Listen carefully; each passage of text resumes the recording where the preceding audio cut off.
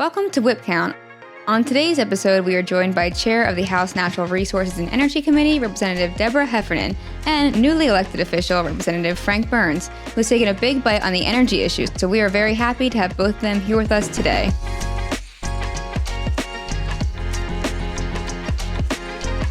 So we're going to be talking about rising energy costs and specifically what we in the General Assembly are doing to address them.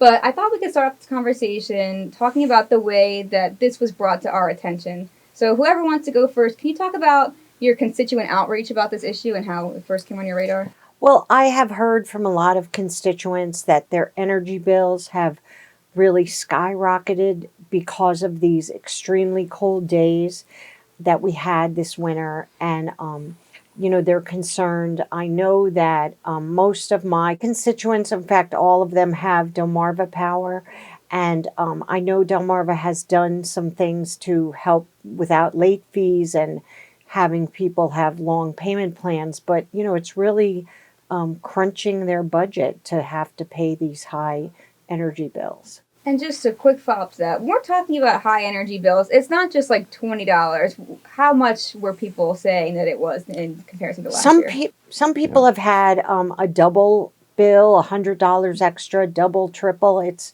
been very expensive. Yeah. I know, for example, in my district, most people are homeowners, but even a number of older people who are living at home still are on fixed incomes, and they got whammed with these electricity bills and gas bills that are just so high they're having a hard time paying. And for a lot of them, spreading it out over a few months might help, but that means over those few months they have to forego other basic necessities. Because we have a lot of people who may be in their own home still, but they are not well off. They are struggling to keep up with all the inflation that's happened, and now these energy bills just really floored them. And Rep. Burns, I'm going to break the fourth wall for a second here, because obviously it's not just you that are hearing this from your constituents, it's a lot of our members, and a lot of our members told me, Rep. Burns has a really great take on this. He's really great at explaining the root of the problem. So could you tell us a little bit about what is causing these energy spikes? Okay, so there's a number of causes to things. Part of it is the way that Delmarva interacts with the Public Service Commission, and we were just over at the PSC today arguing for them not to approve the next rate increase, and we have bills that are trying to address that. But there's a lot of things that get rolled into energy bills. One of the things that's probably least well understood is something called capacity, and so I always use Christiana Mall as an example. Christiana Mall has a lot of parking spaces that most of the time are not used, but they need them at Christmas time. So there's a certain cost there for keeping those spaces throughout the year when they're not being used. And that the charge for that is what they call capacity. One of the big problems is if you overbuild or overestimate, then everybody gets charged on their electric bills for things that people aren't using and may very well not even really need. And all of those costs get passed through onto our electric bills, whether it's in the delivery charge or the supply charge, but you don't get it called out as a specific item. But it really does impact our bills. And, we need to make sure that the utilities are not basically creating more revenue for themselves, because they, at least with Delmarva, they're guaranteed a certain percent of profit on basically everything that flows through. So the more money they're charging, the more their profits are. So they almost have a disincentive to try to economize and do what's best for the ratepayers. And those are some of the things that we're trying to address with legislation now. Yeah, I think that's a great point. And we're going to get into the legislation, but I wanted to add on to that I guess a lot of the problem is that it's not the Delaware Electric Co-op, which I have members seeing these rate increases, and it's not our local municipal people that are seeing rate increases. It really does seem to be a Delmarva issue, so I'm glad that you brought that up. But now let's talk about what we're doing to bring relief to our consumers. As you said, that there's not really a whole lot that we can do in General Assembly to make up for the fact that this is a regional multi-factor issue. But Rep. Heffernan, what legislation have you brought forward to help bring some relief? One bill that I have brought forward is HB 50. And what this bill will do is it uses some of the RGGI money that goes to the sustainable energy utility to give bill help, and as part of it, they will have to use energy efficiency, learn about that. But it will help people with moderate incomes. So single household, it's up to about $55,000.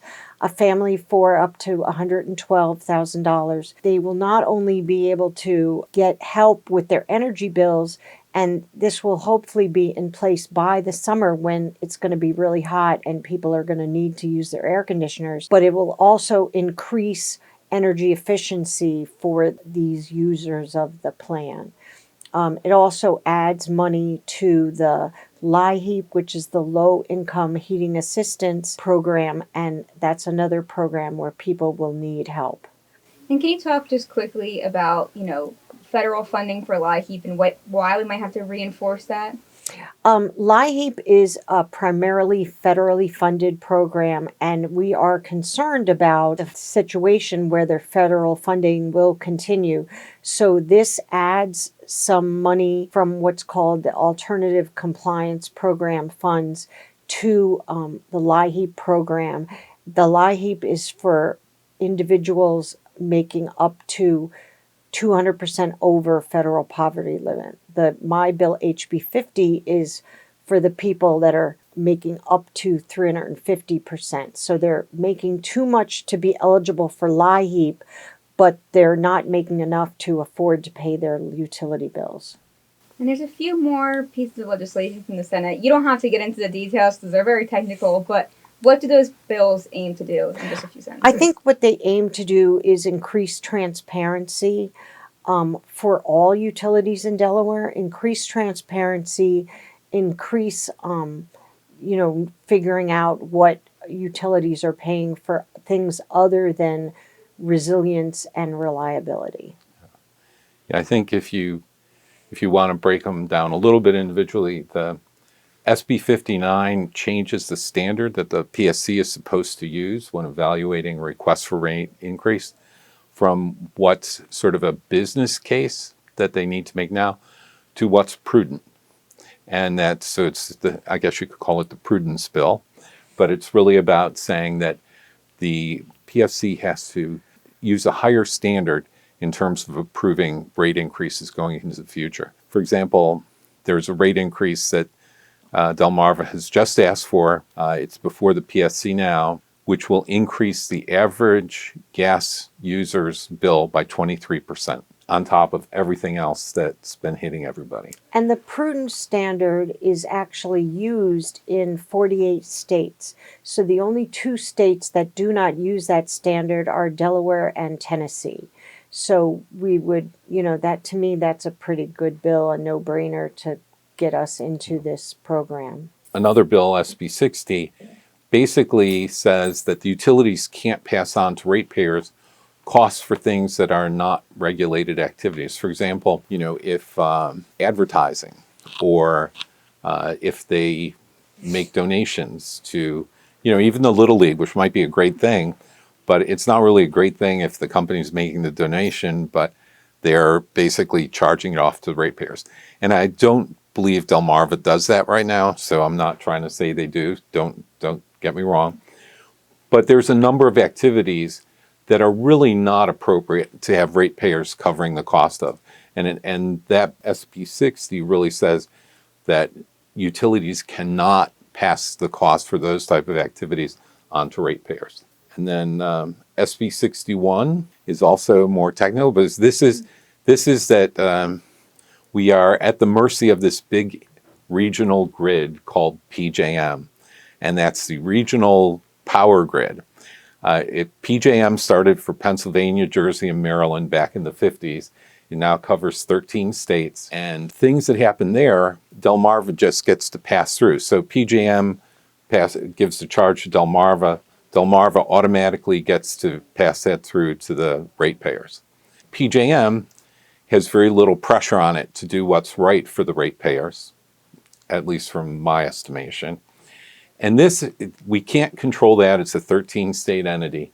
But what we can do is say that if you're all the utilities are members of PJM. PJM is a member organization of over 1,000 utilities and power generators, and they get to vote.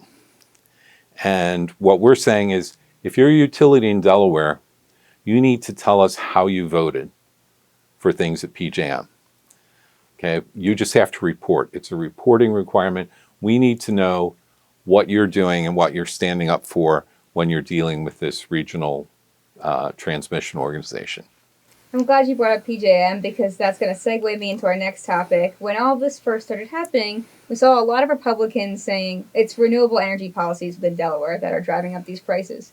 But if you look, as you mentioned, there's states in our PJM network, such as Ohio, that are seeing the same exact rises in bills that we're seeing here. So either one of you who wants to take this topic, can you debunk the renewable energy myths that we're seeing online and talk about SB 33, which has become, unfortunately, quite a talking point for those who are claiming renewable energy is to blame? Yeah, I think, well, I'll just use the current example of what's going before the PSC. 23% increase in ratepayers for natural gas. Okay? Nothing to do with green energy or SB 33. What we've seen is a big demand, projected demand increase for electricity coming out of companies like Amazon and Microsoft, because they're building these big data centers with AI data centers that use huge amounts of electricity. For example, one data center will use as much electricity as about 400,000 to 500,000 electric vehicles would use. And they're building dozens of them. So all of a sudden, we are being asked to compete with these large companies for electricity. And the supply has been blocked a lot by people who have tried to stop offshore wind from coming ashore in Delaware, who have tried to stop solar from being built out. So the things that can easily be built out and come online to provide more electricity are being blocked. And now the very people that have, sort of been blocking these things are now saying, look, it's the green energy thing. There's plenty of solar projects in the works. We should have had offshore wind coming into our grid down in Sussex, but those have been blocked. So we keep getting stop signs put up on the things that would have avoided and can help mitigate this, and we need to find a way around that. And I think that I had a constituent call very concerned about whether SB 33 and the green energy bills we've done in Delaware were what's contributing to his high bill.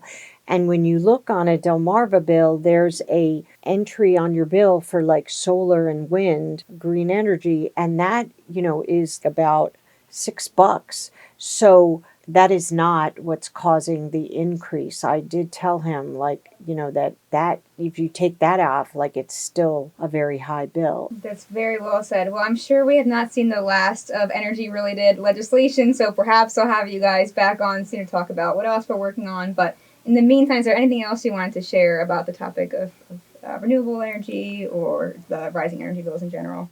Well, we need to be bringing power online in Delaware. And, there's a lot of misinformation that goes out and a lot of misinformation that gets amplified. And the quickest thing to build out and bring online is solar. Because in terms of the infrastructure you have to develop, the permitting and all that needs to be done. And right now we're at the point where new solar with storage, so battery storage to go along with it, costs about the same or less than trying to build out a fossil fuel, a gas generation facility, and it can be done much quicker. The last thing I want to say is Senator McDowell, who was a stalwart in the Senate for over 40 years, his favorite saying was, the cheapest energy is that which you don't use. So increasing energy efficiency, switching your light bulbs to LED, doing a home energy audit. The SEU, Sustainable Energy Utility, does all those things. So that is another way that it's really going to help Delaware and help people's bills. Yeah, I absolutely, that's very important, and thank you. I would say this: I tell all my constituents who I talk to, do everything you can to, and it's not trying to be cute by using this word, to insulate yourself from energy costs, because we will be continuing to compete with some very large companies for electricity. We need to do what we can to minimize the amount that we need to use. From the Delaware House Democratic Caucus, this is Whip Count. Be sure to follow us on Facebook and Instagram and subscribe to our YouTube channel to stay up to date with all things happening in Legislative Hall. Until next time.